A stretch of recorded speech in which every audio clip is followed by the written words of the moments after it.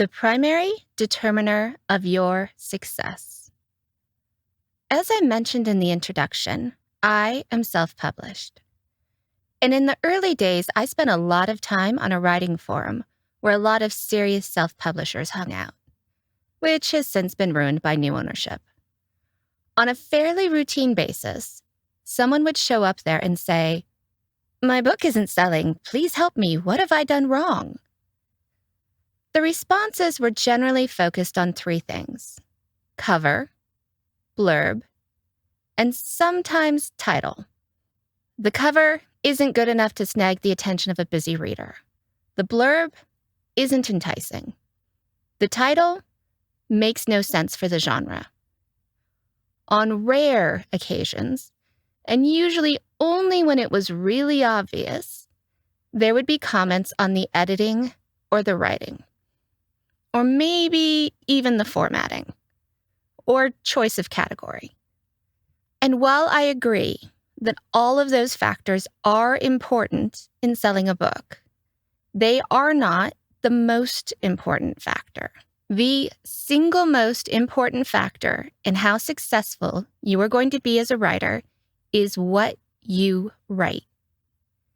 The more of a potential audience there is for your books, the more you're likely to sell. Now, if you're like most of us, you already wrote something. You're sitting there with your precious manuscript that you now want to share with the world. You bled and cried to create the story. It is part of your soul. It took you years to write. I'm laying it on a little thick, I know. Well, I'm sorry to say this, but for most of you, what you wrote is not going to sell well. It either won't attract publisher agent interest, if that's the path you're on, or it won't attract a lot of readers if you self-publish. You won't know for sure until you try. Writers are horrible at judging their own work, and life can sometimes be surprising. But chances are you didn't write a book that meets the needs of a hungry market. Not on your first try. Many, many new writers delight in mashing up genres or blurring the lines of a genre. They think to themselves, "It's so boring how romances always end with the couple getting together. I'm going to write a romance where they don't get together. Or better yet, where the love interest turns out to be a serial killer." Or, "Why do fantasy heroes have to always be these wide-eyed farm boys? I'm going to write a hero who is a jaded old man who does crappy things all the time and refuses to save the world."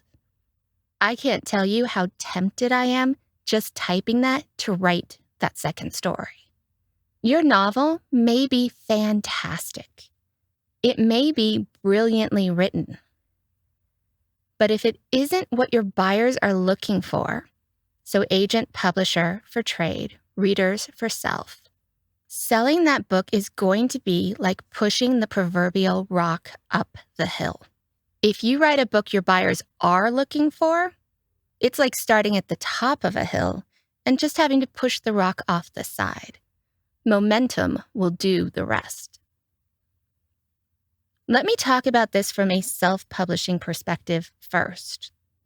Readers don't go to Amazon and say, "Give me a book that's unlike anything I've ever read before." They go to Amazon and say, "I want more Stephen King. What do you have that will make me feel like I do when I read Stephen King?" Or, "I want more Twilight. What do you have that's like Twilight?" That's why you see so many book descriptions that say something like, "The Avengers meet Bridges of Madison County." Not a good pairing, but you get my drift. Readers tend to want more of what they like. And the more you can give them, just like Stephen King, or just like Twilight, with perhaps a small twist so it doesn't feel derivative, the easier it will be to sell your book. Assuming there aren't 8 million other authors also delivering books that meet that need. This is why a market can be a hot one in January and dead by December. When readers come looking for what you've written, it's a lot easier to make sales and therefore earn money. Now, this has nothing to do with your writing ability. If you publish a book that doesn't sell, that is not a reflection on your storytelling ability or your ability to write well. It could be. That could be part of it. But the bigger issue is probably that you've written something not enough people want. Take this to heart now. I repeat, it is not about your writing. It is about what readers want and how much effort they're willing to put in to find what they like. Don't despair if you haven't written something highly marketable. Just adjust your expectations. Know going in that if you wrote a literary novel about the ennui of middle age, that you're going to have a harder time getting sales than that person who wrote a reverse harem novel about demonic bounty hunters. It is what it is. Eventually, if you stick with this, which some do not, you are going to reach one of 2 points. You will either adjust what you write to more actively target existing hungry markets, sometimes called writing to market or writing to trend, depending on how extreme it is. Or you will accept that writing what you want to write means either lower sales or higher advertising costs per sale.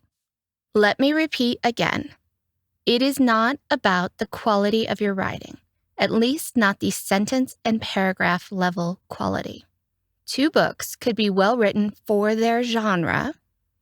Both could get 5-star reviews, but the one that is written for a hungry market will be much, much easier to sell than the one that isn't. Got it? Print this out. Put it on your wall. Remember it. Because you do not want to be comparing yourself to people who don't write what you do. The literary novelist should not be comparing sales with the romance writer. That path will lead to heartbreak. You'll have 10 sales for the month, which you're really excited about because last month you only had 5. And then someone will post about how depressed they are, that they only had 200 sales this month, and what a failure they are. Well, if they're a failure, what does that make you? See how horrible that can be? You need to remember that different genres get different results. The easiest selling title I ever published was a billionaire romance, holiday-themed short story. That thing started selling before Amazon had even told me it was live. It wasn't the quality of the writing that drove that, because I had other books that were just as well written. It was my writing a story that readers were actively looking for. Romance, billionaire, Christmas. In 2014, that was a good combination. Think of each title you write as creating a window of possibilities. Our literary novel about middle age has a window of 0 to 100. A billionaire romance has a window of 50 to 1 million. 50 because there are a certain number of readers in that genre who will give any book a chance. What you write determines the size of your window. How well you write it determines whether you're at the top of that range or the bottom. If you're in this to make as much money as possible, find the largest, hottest, most voracious market you can, study the hell out of it, and then mimic what's already doing well. Don't get original. Don't be different. Give that market more of what it wants. That's self-publishing. Feed the readers what they want, which is more of the same with maybe a slight twist. Trade publishing, I suspect, is different. First, it works on a longer time scale. If you get an agent today, it might take another year to get a publishing contract. Or not. Remember that rock at the top of the hill analogy? I have heard of books going out on submission and selling immediately. But that's not the norm. Once you have that publishing contract, it's very likely to be at least another year, and maybe as many as 3, most likely 2, before your book is actually published. So all that advice that works for self-publishing about feeding a hungry market more of what it wants goes out the window. 3 years from now, who knows what the market will be hungering for?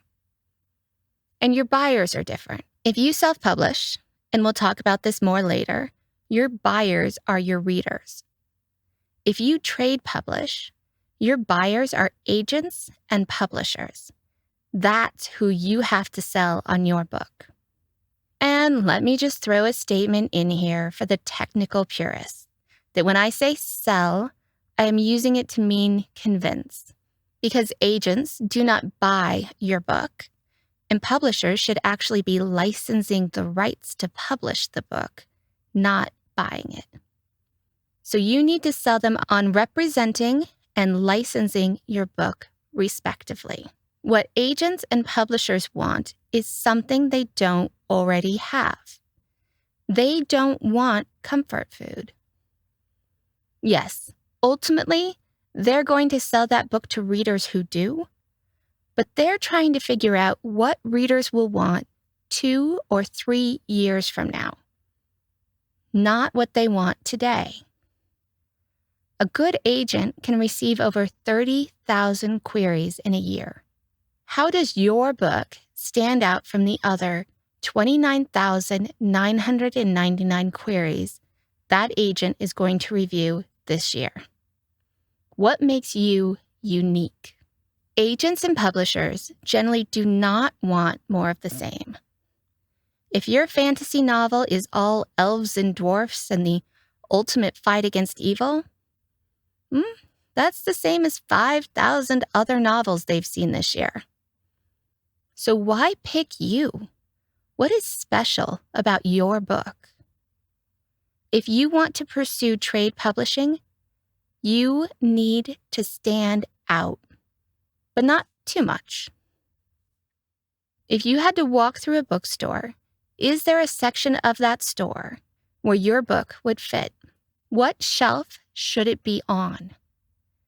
You don't get to choose 10 shelves. It has to be on one. Does it fit on one? If not, even if the agent and editor love the story, you may not get a contract offer because marketing can't sell it. This is a lesson that also hits home when you self-publish. Because when you self-publish, you have to put your book on the virtual shelves at Amazon. And you soon realize how tricky that can be.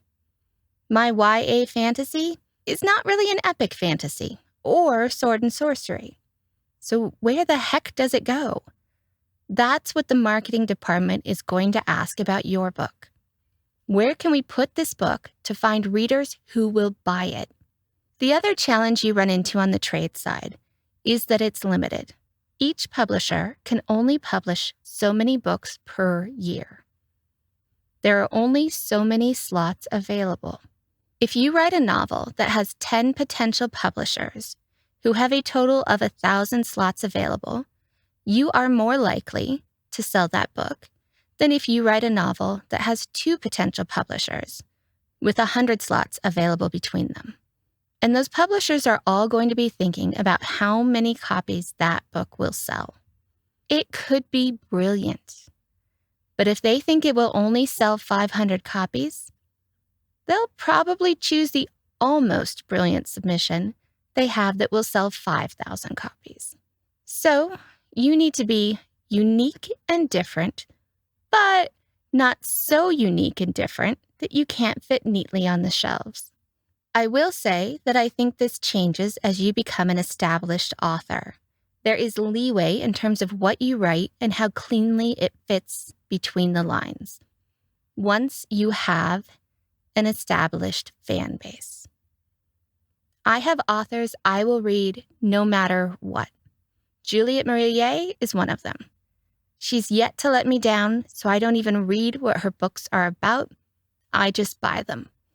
But as a new writer, no matter which path you take, you don't have reader trust yet. So you need to think about delivering what your buyers want, agents, editors for trade, readers for self, and making it as easy and seamless as possible for them to say yes. What you choose to write and how easily it will sell determines everything else, no matter which path you take.